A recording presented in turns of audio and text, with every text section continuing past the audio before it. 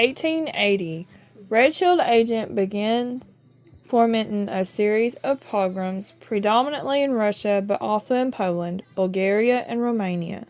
These pogroms result in the slaughter of thousands of Jews, causing approximately 2 million to flee, mainly to New York, but also to Chicago, Philadelphia, Boston, and Los Angeles.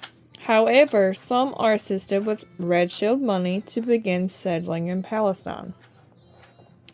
The reason these pogroms, I wonder if that's programs, were initiated was to create a large Jewish base in America, who, when they arrived, would be educated to register as Democrat voters.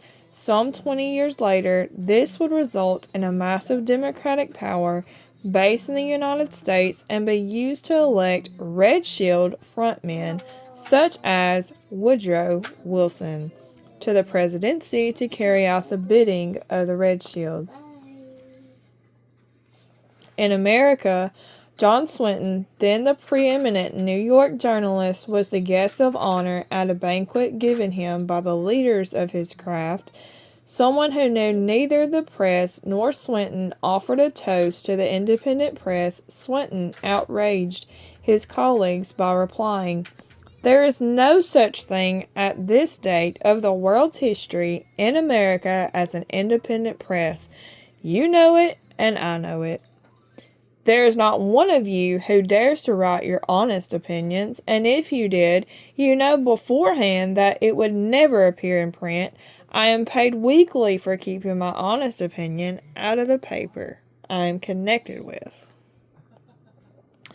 Others of you are paid similar salaries for similar things, and any of you who would be so foolish as to write honest opinions would be out on the streets looking for another job. If I allowed my honest opinions to appear in one issue of my paper before 24 hours, my occupation would be gone." The business of the journalist is to destroy the truth, to lie outright, to pervert, to vilify, to fawn at the feet of Mammon, and to sell his country and his race for his daily bread. You know it, and I know it. And what folly is this, toasting an independent press?